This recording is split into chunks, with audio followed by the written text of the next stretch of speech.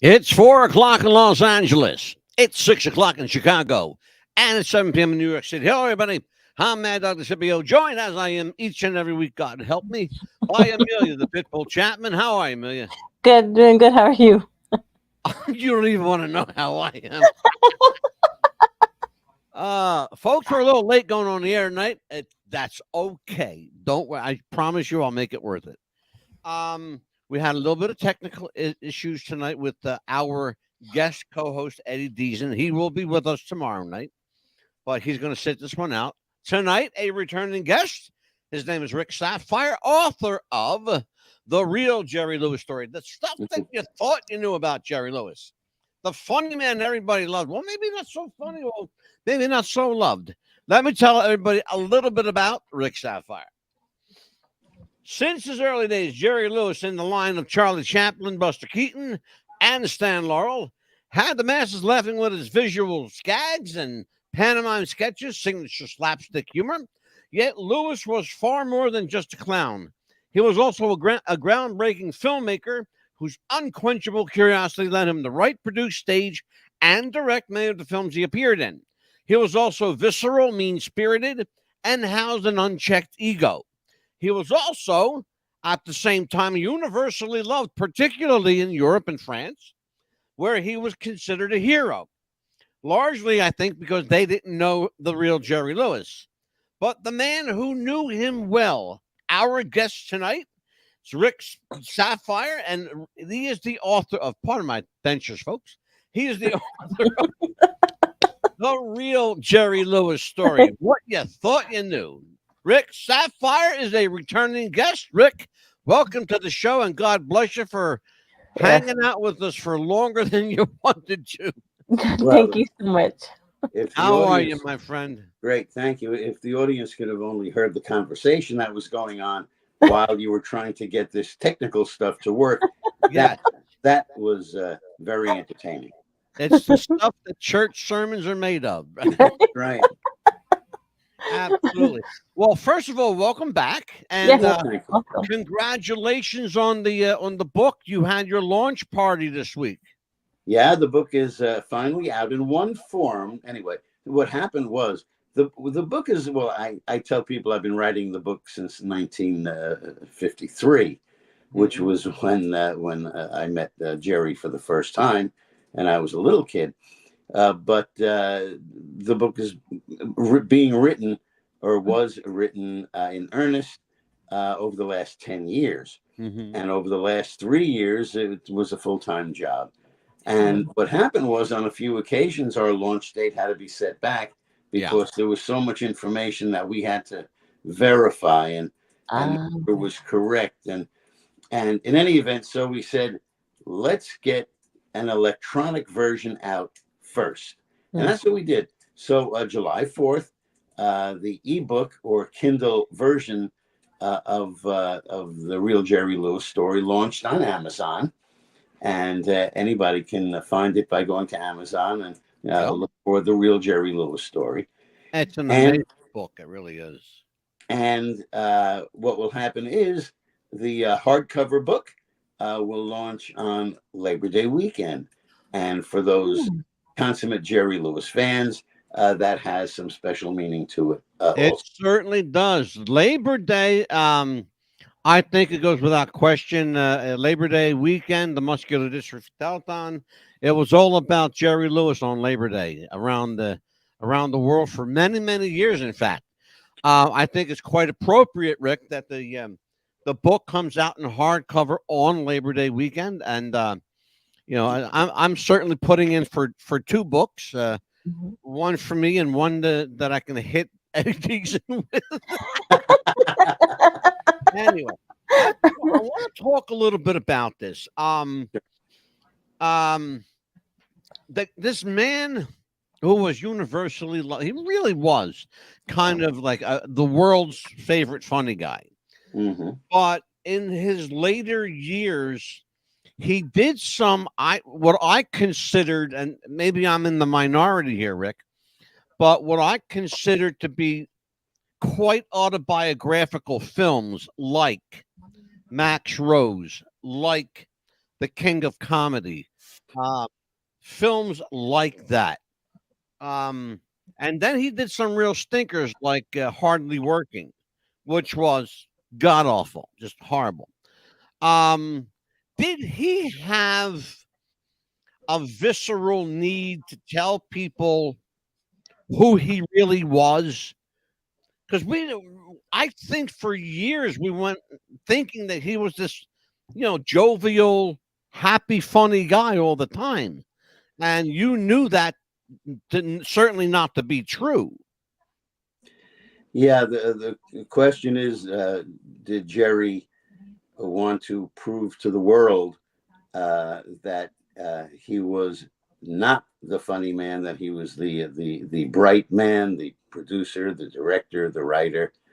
And the answer to the question is, Jerry didn't know himself who he was, and that was the sad part about Jerry and his life.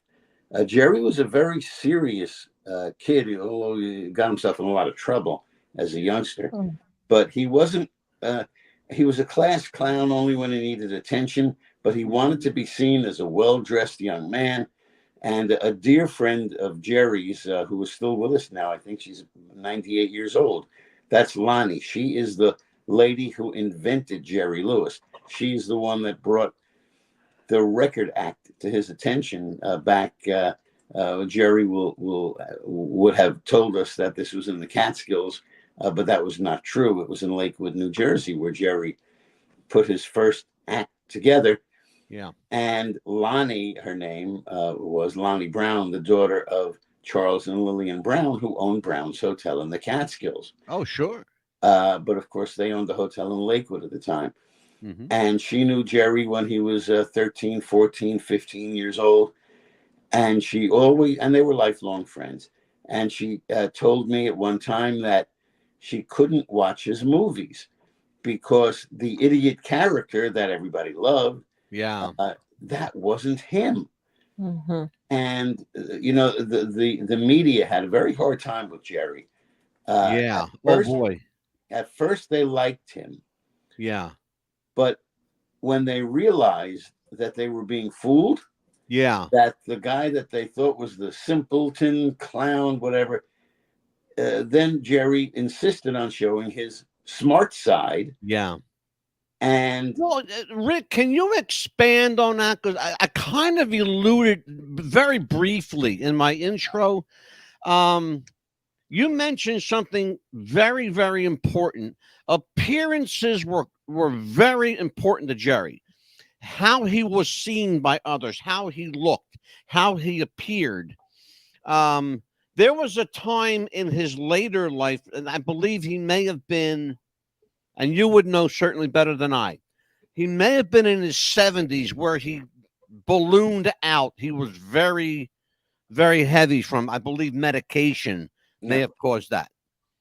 And you hardly ever saw him. Rarely did you see him either in an interview, or you certainly didn't see any television. You didn't see any film. He didn't do anything when he was at that large weight, other than, as I remember, doing the telethon, which of course he did regardless of how he looked. Yeah. Jerry had he contracted a disease called pulmonary fibrosis. And there was nothing, I mean, he had been a smoker for 40 years of his life, but there was no determination what he got it from. But anyway, he got lucky. Mm-hmm. So he got pulmonary fibrosis. Mm-hmm. And the only thing they could do to keep it under control while it kind of rectified itself over a period of time was prednisone. And Jerry explained to me and others that prednisone is the worst, best medication you could take. Absolutely. I'll vouch. Because, some people are on prednisone for 6 weeks and, their face swells up. Oh, yeah. And Jerry was on it for 3.5, 4 years, I guess. Yeah. And that's why he got as big as he did. He wasn't embarrassed. He wasn't ashamed of it. But Well, there wasn't a lot of work for him anyway in those days. Yeah. And so you didn't see him on television. You didn't see him in movies. Yeah. You mentioned Max Rose, which stands out. He asked me when he knew that I saw Max Rose, he asked me what I thought of it. Yeah. And there's one thing that I never did with Jerry, and maybe I was different than anybody else who was ever in his sphere. I never lied. I never made stuff up. I was always very honest with him. And he asked me what I thought about Max Rose. So the audience will understand Max Rose was a movie of an elderly musician whose wife passed away. And this was a saga of this musician trying to cope with the fact that his wife was gone and his daughter in the movie, the character who was his daughter in the movie, was trying to get him to be a happy person again. A very dark movie. So now the audience knows what it was about. And when he asked me what I thought of the movie, I told him it should have gone straight to VHS. Now, I guess not everybody in the world knows what that means. You were very, very generous, my friend. Yes. Generous indeed. And again, I don't want to leave anybody out. If you remember when home video first came out, there was beta and there was VHS. Oh boy. VHS won the contest. Yep. And movies were going to VHS. You could finally rent a movie or buy a movie. People spent fortunes in those days. And when I said went straight to VHS, that meant it wasn't a favorite Jerry Lewis movie of mine. Yeah, exactly. Sammy Davis, during his nightclub act, when he would break into his impersonations, and he was a great impersonator, he would always say that singers always wanted to be dancers wanted to be singers, comedians wanted to be actors, and actors wanted to be comedians. And Jerry now wanted to show his serious side. Sure. And I said to anybody who would ask me about, what is Jerry Lewis really like? I'd like to meet him, so on and so forth. I always say that if you love a celebrity, love them for their work. Yes. Not necessarily for who they are, because you're always going to be let down. Yes, sir. I'll vouch for that. That happened with me. Who was your hero? So they say, be careful about wanting to meet your heroes. It's absolutely true. Yeah. It's absolutely true. Imagine being a kid back in the 50s and 60s, and you just absolutely adored Mickey Mantle. I mean, that's my era. Right. And you finally got a chance to meet Mickey Mantle, and he took his bat and slammed you over the head with it. That's what you would face. Yeah. I had offers from people ranging $1,000 and more. Rick, can you arrange it so I could meet Jerry? I just want to meet him, maybe backstage, take a picture. And I'll give you $1,000. And of course, I would never do anything like that. Yeah. And number one, it'd be a terrible security risk. But number two, I wouldn't do it because I know these people aren't going to be happy because Jerry wasn't a happy person. Jerry didn't necessarily. Now, anything we say about Jerry during this conversation does not take away from the fact that he was one of the most talented, naturally gifted entertainers who ever walked the face of the earth. Absolutely. And that is absolutely the truth. His movies were sensational until about 1967.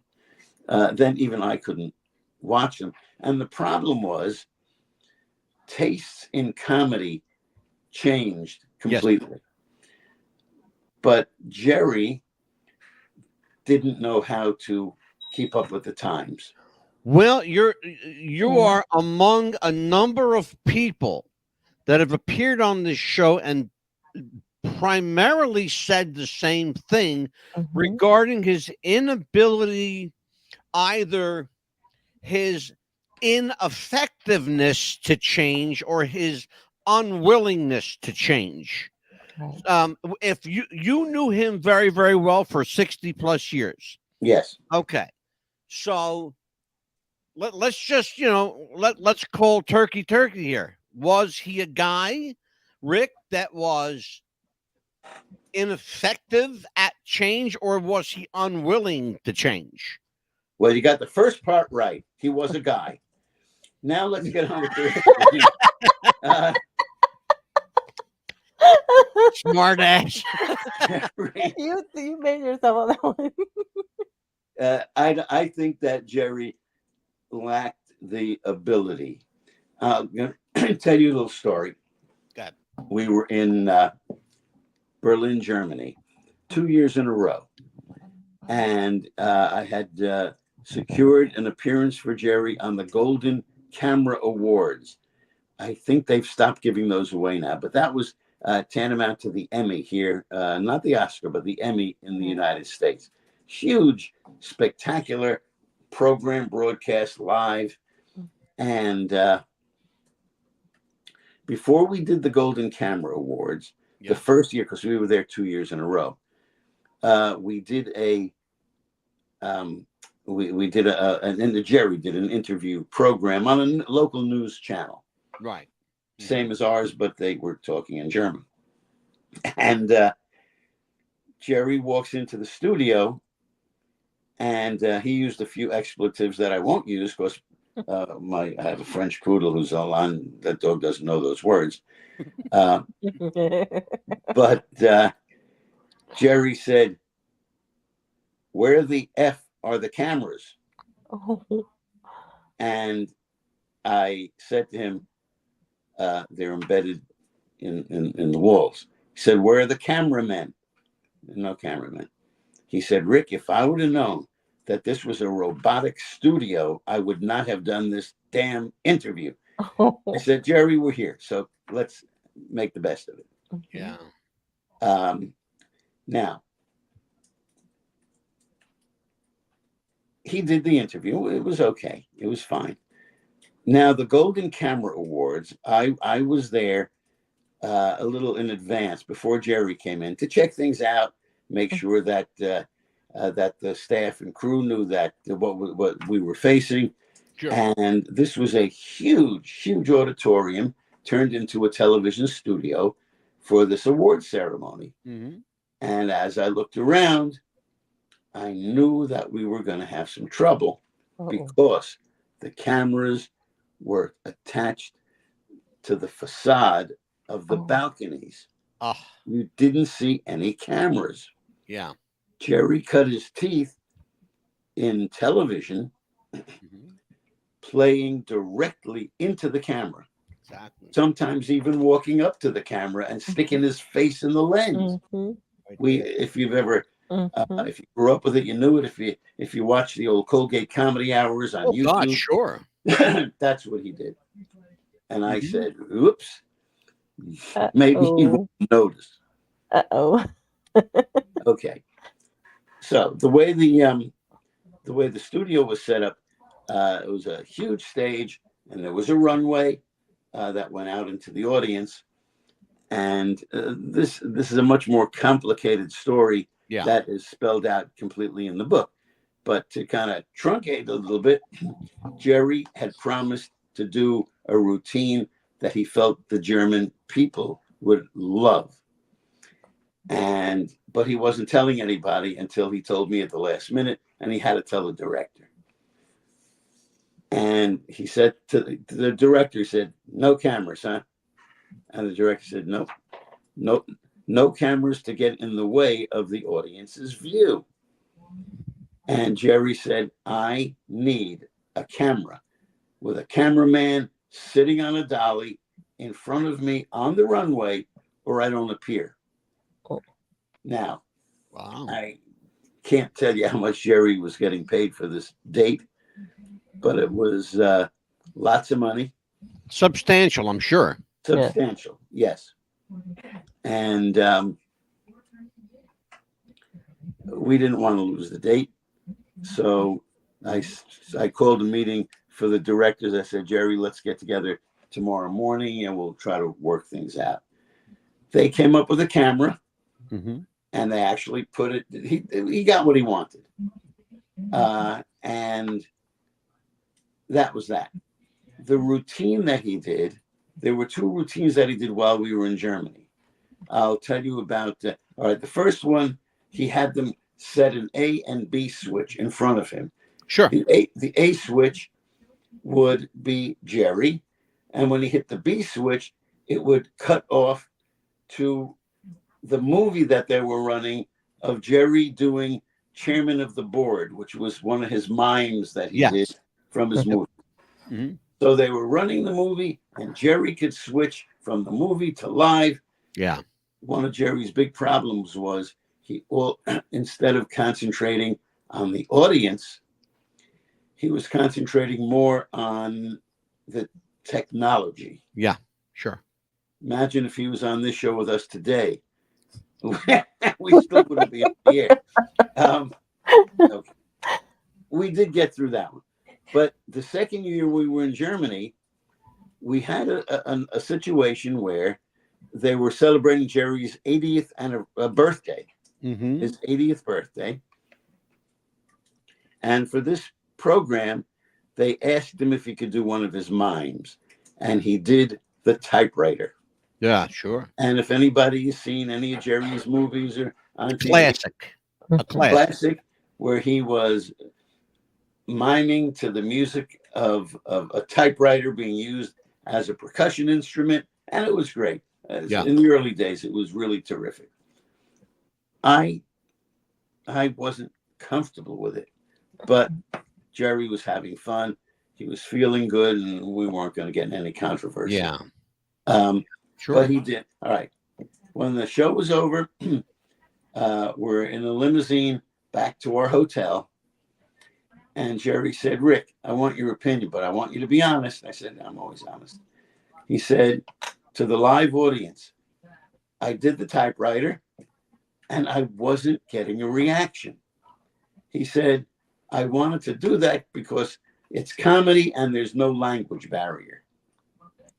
Why do you think, Rick, I didn't get the laughs? I didn't get the reaction. And I said, Jerry, anybody under 40 years of age has no idea what a typewriter is. Right. Now, even when IBM came up with the Selectric typewriter, it was the little ball that spun around. Yeah. And the carriage didn't go back and forth. The ball went back and forth. Exactly. And people now in the mime that he did, every time in the music they rang a bell, ding, Jerry would go like that. Like he's pushing the carriage, ding. Yep. But if you never used the typewriter, you didn't know what he was doing. Well, and that's kind of what we were talking about. That's the earlier. Answer to your that is the answer to your question. Yeah. It took me a long time to get there. The answer is no. But I'm glad you did. It was great. It was great. Amelia. Yes. You've been sitting here, quiet the whole time. I've been listening. Everybody, Rick. No, I do not. But it's your turn. Questions for my guest, Rick Saphire. Was there a movie that he didn't really want to do, but he had already made a commitment to do, so he just went ahead and did the movie? Not that I know of. Are you alluding to the day the clown cried? Maybe. There was a movie that Jerry filmed in Germany that has yet to be released. Right.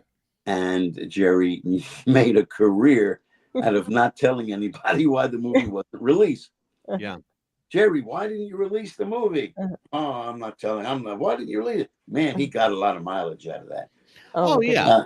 But there's a good reason for it. He didn't own the movie. It wasn't his to release. To this day, they're saying it's going to be released in 2024. The movie was never finished. No. Plus, the movie had already been done. Yeah. Whether Jerry was aware of it. I knew about that story going into this. Yeah, you're right, Rick. He got a lot of mileage out of that. Played it off. He was always very coy when it came to stuff like that. Very, very coy. But if you followed his career, and people like yourself and myself, we can smell through the bullshit. If you've been around the business long enough, you can sniff out the bullshit. Yep. And he was clearly bullshitting. Well, and the answer was simple. Yeah, he didn't own the film. He didn't own the film. Yeah, and he couldn't release it. It wasn't his release. Correct. I have a letter, which I actually will show in the book. I have a letter from Patty Lewis, Jerry's wife, who I knew so well.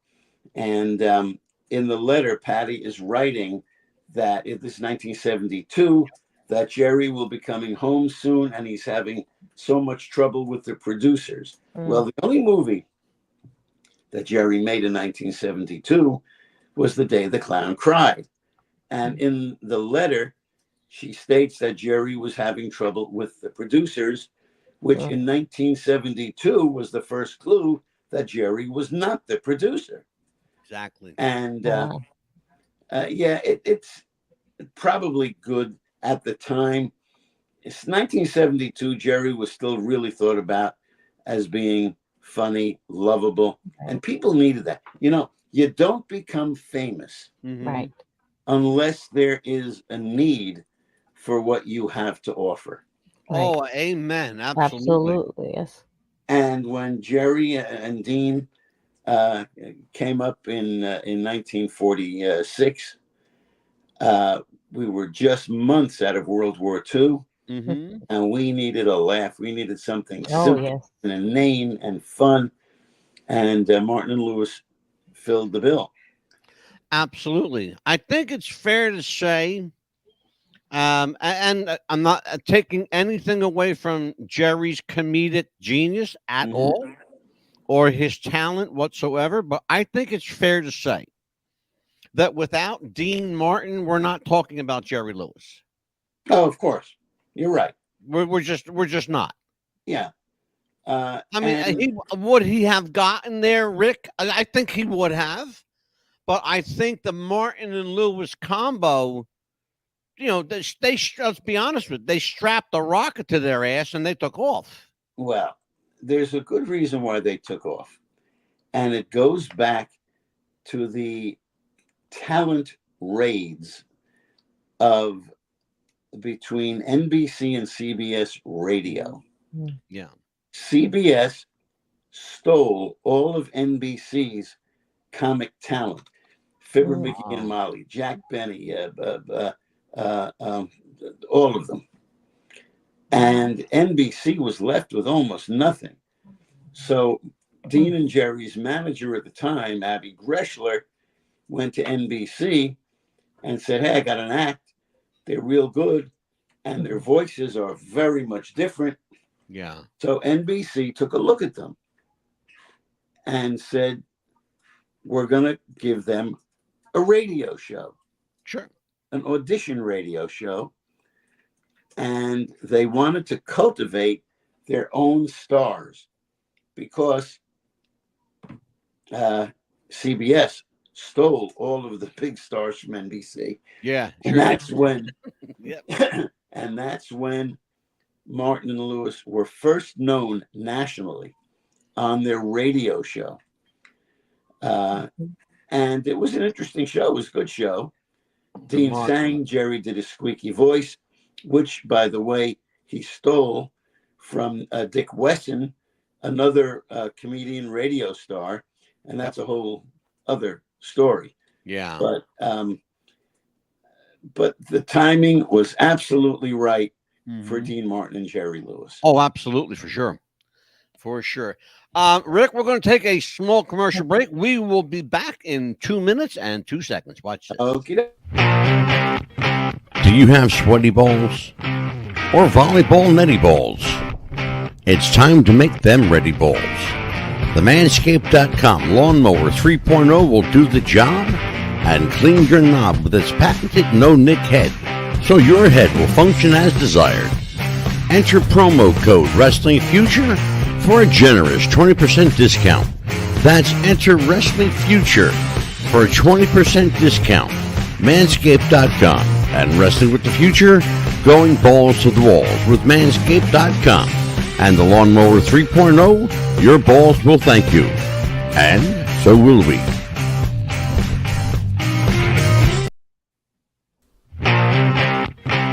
Jess wanted to start a business when something surprising happened. Today I'm going to teach you how to crochet. She started crocheting, like a lot. And her friends noticed. Jess, you need to sell those. So she signed up for Shopify and started building her business. Yes, I love that. And after a lot of hard work, this happened. Oh my gosh, I just made my first sale! You see, every day, hundreds of businesses get their first sale on Shopify. We got ding! And the next could be you. So when you're ready to bring your idea to life And become your own boss. build it on Shopify.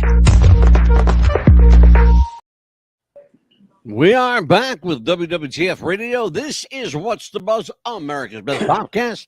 Our guest tonight, the author of The Real Jerry Lewis Story, Rick Saphire. When last we left off, we were talking about this convoluted, complex, sometimes confusing guy named Jerry Lewis. One of the things that people, one of the adjectives, Rick, that people use in describing Jerry, particularly now that he's not here anymore, Right. is the word convoluted. They use that word often when they talk about the complexity of this. I'm supposing that he was probably at some level temperamental. I think I struck a nerve, folks. Yeah. Let's talk about the complex, convoluted, confused, and often temperamental You can say nature of this temperamental, guy. but you have to break it up into two words: temper and mental. And mental, yeah. Go ahead. So Let's talk. you break it up. Yeah. That's how Jerry was. But all of these things, when he was funny, Yeah. and when before he lost his funny, you see, I was often very unhappy with Jerry. Jerry felt that he no longer looked the part. He grew out of the funny look. Yeah. And we talked a lot about these things. Mm-hmm. And I said, look at Stan Laurel, Jerry. He's one of your idols. He made movies until I guess he was in his 50s or 60s. Sure. And he looked older in his later movies, and so did Oliver Hardy. But his character never changed. Lou Costello didn't live to 60, but still, when he started, he was in his 20s. Sure. And when he was near 60, he still played that same character, and people believed it. Well, can I say something about that, Rick? And I'm so happy that you went and talked about two of the legends, Stan Laurel and Lou Costello. Oh yeah. Stan always had that kind of like, that kind of thing going on. Lou Costello was always, even when he was younger, he was a rotund guy, right? Round. Jerry was the skinny kid, right, from Hoboken. No, Newark. And from where? Frank Sinatra was from Hoboken. Jerry was from Newark. Newark. I'm sorry. Well, they were both Jersey guys. But let's talk about that. One of the things that I think lent to the funny was the look. He was a skinny, squirrely kid with of course, now we know what was put on, the high voice. And he had a great foil, Dean Martin. Right. As Jerry got older and put on weight and matured, well, it's just natural, Rick, that's not going to play. But Why did you think it would? That's not why it didn't play. Why did it not play, sir? Because tastes in comedy changed. There you go. That's really slapstick anymore. That was the answer. Slapstick, that kind of slapstick was out. Sophisticated comedy started to come in. Jerry tried his hand at some sophisticated comedy. Boeing he did, and Way Out. Some other films, and he couldn't find his place. Television was the same thing, but if Jerry were likable, that's all he had to be: charming and likable. Look at Johnny Carson. Johnny Carson, when he started the Tonight Show, he was a skinny young guy. When he finished the Tonight Show, he, I don't know. He was a mean-spirited prick. I'll just say it. I'll just say it, Rick. He was a mean-spirited prick. You'll eat those words. Yeah. He was. Johnny Carson. I'm sorry. I'm going to say it. Johnny Carson was a schmuck. He really was. But guess what? He didn't let the audience in on it. Who cares? Exactly. That's who cares on television. Maybe that's why he only worked 4 nights a week, Johnny Carson, because he had to be a schmuck 3 nights a week, and he could put it on. But whatever it was, he was a good actor. Jerry was a great actor. Yes. Until not only did the technology change, the taste in comedy changed, but what Jerry never lived by was something that if you want to have a lifelong career, you always have to remember your original fans, because they're the ones that are going to love you no matter what. Exactly. Absolutely. I've already gotten 3 nasty letters from people who hate my book. All 3 letters were written a week before the book was published. Wow. I'm being serious. I've gotten a couple of very nice letters, but it's true. They just hated the idea of anybody. They don't know what I'm saying in the book. Yeah. And I'm saying a lot of terrific things about Jerry, but there's some things in this book that will absolutely stun people. Yeah. And I'm going to shift a little bit because I want to give the people who are watching, a little something to hang their hat on here. One of the things we had, I guess maybe about 6 months ago, we had a Jerry Lewis impersonator on the show, Angelo Capone. Yeah, I know Angelo. Oh, you know Angelo, right? Okay. Angelo said something real interesting when Amelia and I interviewed him. I said to him, Ange, what happened to Jerry as he got older? And he gave me a very interesting answer. He said he was no longer the little boy, because his whole act was the innocent little boy, with playing to Dean as the daddy,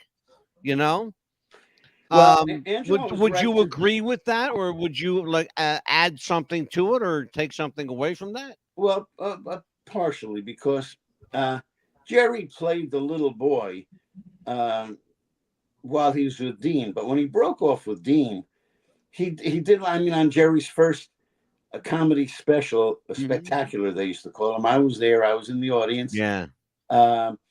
And Jerry was now a single, yet he had Jan Murray on the program with him to play the role of what Dean Martin would have done in the opening routine. So he still needed that.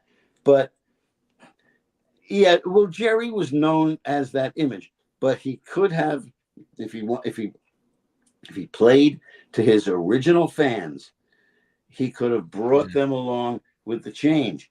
But he couldn't do it. It wasn't in him. People ask me if Jerry Lewis was a genius. Now, I mean, I don't know. Is there anything written down that says exactly what a genius is? I don't know. Yeah. But my answer to the question is yes. Jerry Lewis was a genius at writing, producing, directing, and starring in Jerry Lewis movies. Sure. But what else did he write, direct, produce, and star in? Yeah. That's it. Yeah, And that was it. Well, Jerry, I have a question right along that line, because it's one of the things I said in my intro was that he was a groundbreaking filmmaker in that he wrote, produced, staged, and directed almost all the films that he appeared in. Why was that the case? Were there people who didn't want to work with him? Were there people who he couldn't work with? Or did he simply not trust the process to someone else? No. The deal with when it started with Martin and Lewis is that Paramount Pictures would produce and distribute one Jerry Martin and Lewis movie. The next movie was produced by Martin and Lewis's production company, but released by Paramount. Then the next movie would be a Paramount production, and then the next movie would be a Martin and Lewis. And when Jerry and Dean and Jerry broke up, they gave him a contract where it was every other movie was Jerry's. And in the movies that were Jerry's, he produced, directed, blah, blah, blah, blah. The first one was The Bellboy. Yeah. And there's a wonderful story about The Bellboy in the book. Jerry sent a copy of the script to Stan Laurel, who Jerry idolized. And it's a good idol to have. Stan Laurel suggested to Jerry that he title, and the movie was filmed at the Fontainebleau Hotel in Florida. And Stan Laurel, recommended to Jerry that he title the movie The Belle, Belle, The Belle of Fontainebleau. And Jerry turned it down. But there was a reason. 6 years before Jerry was born, Fatty Arbuckle made a movie released by Paramount called The Bellboy. Stan Laurel knew that. It was the same premise. It was a steal. And so you could find The Bellboy. It's a wonderful, wonderful movie.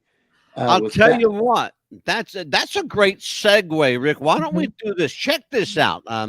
It might bring some memories back. It might bring some topic of conversation up for you. But let's take a look at this. Check this out. Okay.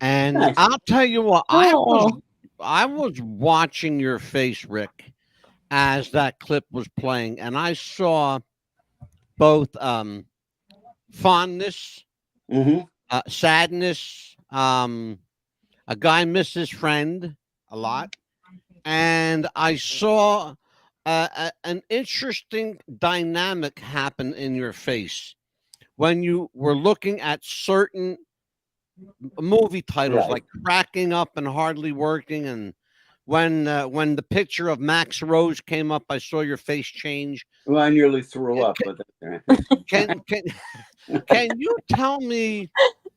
I didn't plan to ask this question, but I'm going to ask it. Can you tell me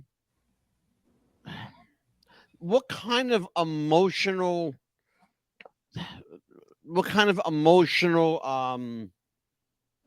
hold, if any, that has on you? Does it speak to you, or have you been there for all of that and it's just like old hat? Part of what speaks to me is the memory of maybe my real hero and the associate producer, sometimes executive producer, sometimes producer of several of those movies that you showed the promos to, and that was my uncle Ernest D. Glucksman.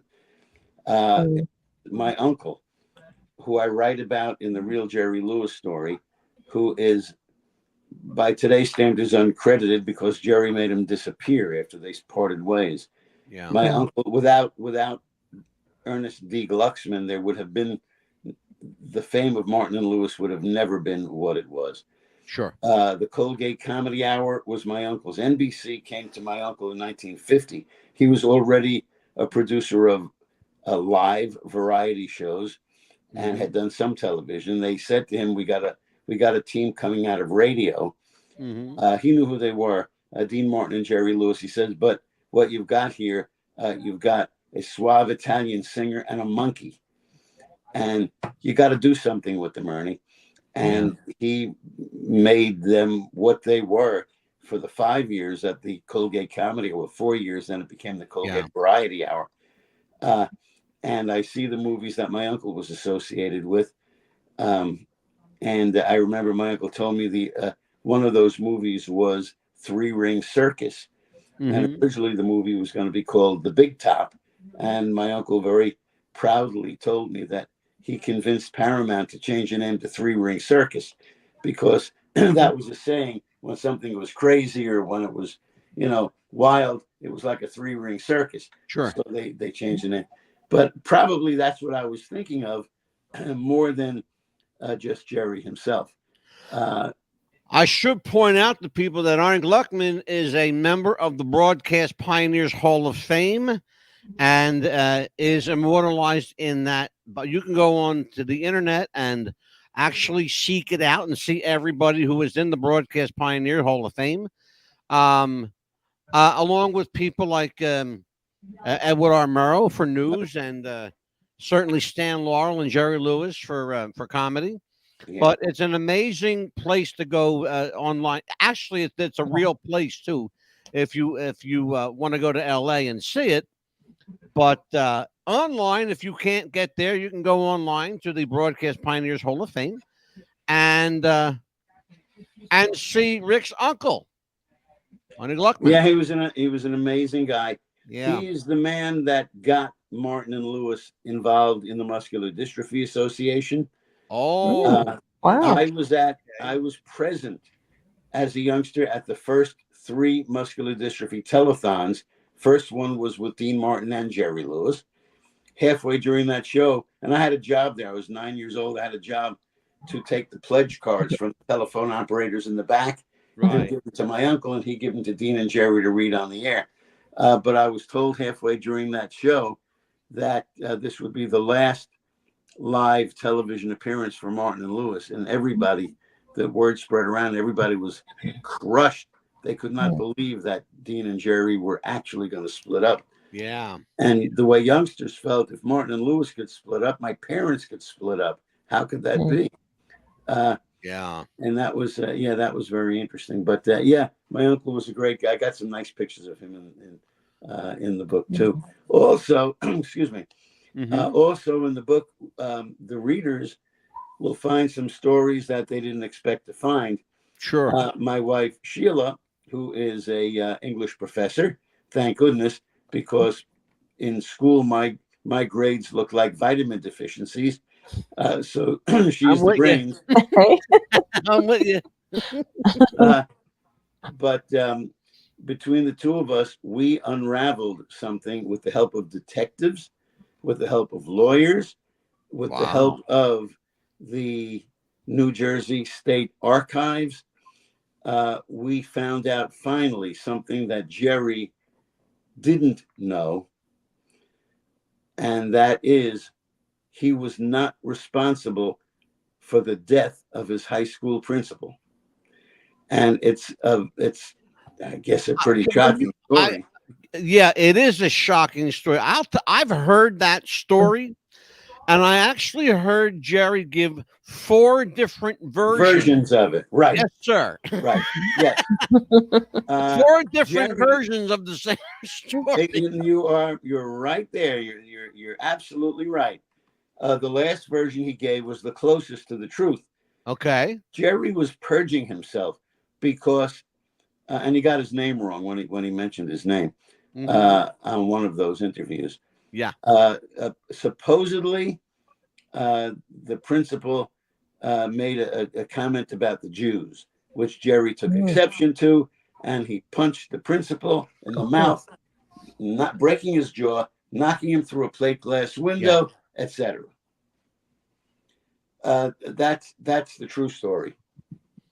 Right. What Jerry didn't talk about was the fact that approximately a year later, I believe at the age of 56, Principal Herder died. And the diagnosis for his terminal problem was made just weeks after he was brutally attacked by Jerry.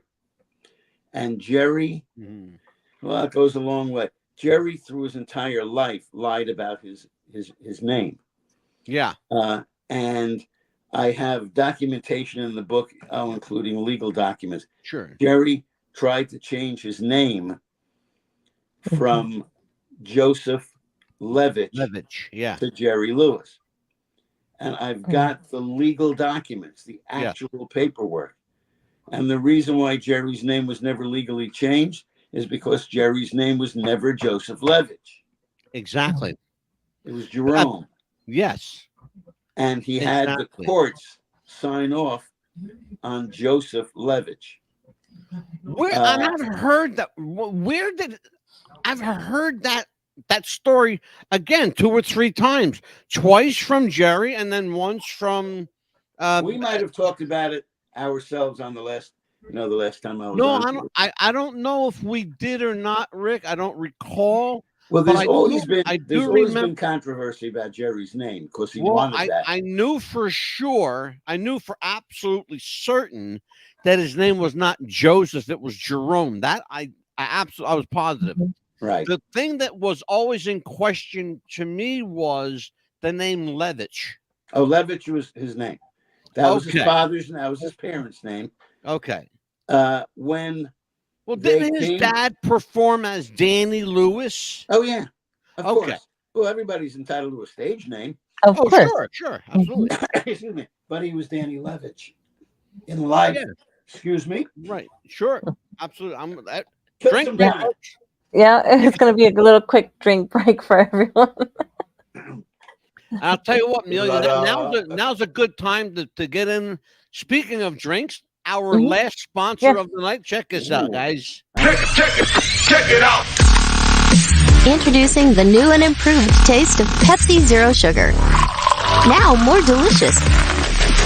Zero never tasted so good. Try it now. Check it out. There you go. My friend Pepsi. That was great. There you go. I could watch that commercial again. Boy, that absolutely. All right, let's go play it again. Pepsi's getting their money's worth tonight. Right? I wonder if it's why was it such a point of contention with him? Why not just tell people who you are?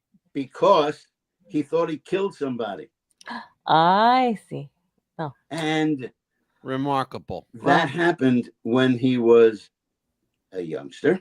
Young kid, yeah. And scared. And when Gary Lewis was born, Jerry's first son, Jerry and Patty's first son, who became a big rock and roll star. Sure. Gary Lewis and the Playboys. Still performing, by the way. Oh, yes. Yeah. 20 weeks a year. Yep. When Gary was born, his first name on his birth certificate was Cary, Cary, because his mom loved Cary Grant. Sure. On his birth certificate, Jerome Levich's son is named at birth Cary Lewis. Jerry did not name his son Levitch because he didn't want his son to have that name, because they lived in Newark and excuse me. Yeah. I wonder if I'm going to live through this interview. You'll be fine. I'm just going to get to the crux of a great story. I'm going to like that. I will you to live forever. Oh yeah, thank you very much. I already have. But no. He was scared to death that he in 1946. 1945, I should say. I'm sorry. Jerry had no idea he was going to become a superstar. Moved to California. He figured he'd live in Newark and Irvington, New Jersey, for years, and his son would grow up as a school student. And the school, they loved Principal Herder. He was at Irvington High School for over 20 years. Wow, that's a lot. And Jerry, first of all, when Jerry attacked him, Principal Herder was already dying of his disease. Sure. But Jerry had no way of knowing, because Jerry was expelled the day that he attacked the principal. And his father put him in what was a tantamount to a reform school, and then Jerry quit school. Yeah. At very early, I guess the age of 16. Yeah. 15, 16, whatever it was. So Gary Lewis's name on his birth certificate is Cary Lewis. Cary Lewis. Cary. There was no person named Lewis in that family. No. Legally. And but we discovered it all, and Gary never knew this until we discussed it with him until recently. Yeah. But if I only wish Jerry were here today so I could tell him that he didn't kill the principal. Yeah. Because I believe that laid heavily on his, and that's why he told the story so many times in his older years. Yeah. He was kind of purging the guilt, getting it out. Yeah, I often wondered that, because I heard him within a very short window of time tell that story 4 different times and 4 different versions of the same story. Well, they say the worst part about lying is you always have to remember what you say. You have to remember, exactly. You got to remember the lie. Right. One of the things I want to talk to you about, and if you're okay talking about, I'm good. I'm fine.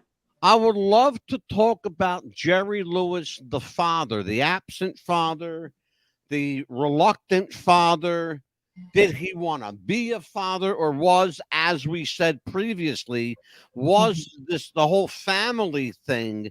Was it all for show? I don't think it was all for show. Although Gary has often told me Dad was the nicest to us when the cameras were rolling. I heard that. Didn't have patience for the kids. Yeah. When Jerry and Patty were married, and they lied about the date of their marriage. Finally, the actual date's coming out in the book, plus a copy of their marriage certificate.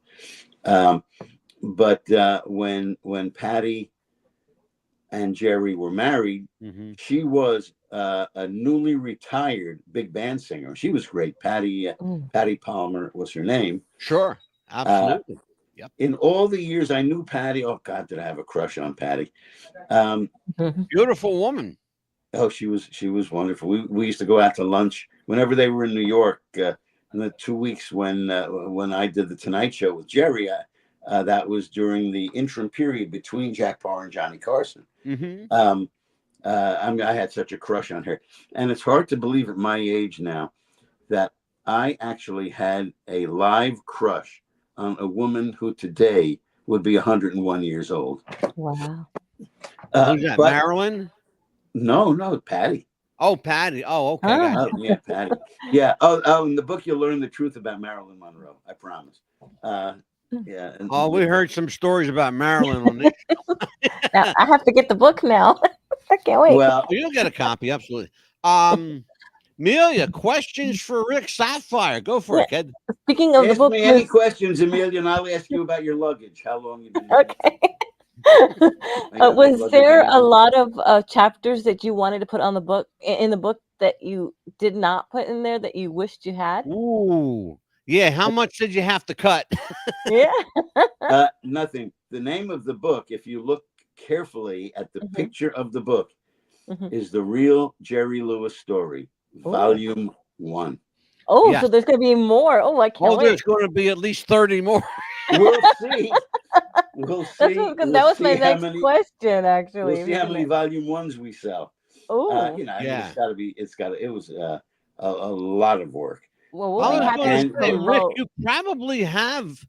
There's got to be at least 3 books. Oh, absolutely. There's got to be at least 3 books in this. Well, easily. One of the chapters in the book would have been a book in and of itself, and we decided to combine it. I'm intrigued. And that's the story, which kind of leads into what your earlier question was about children, because Susan Minoret, right, who goes by the name of Susan Lewis, sure, is Jerry's legitimate daughter. Yeah.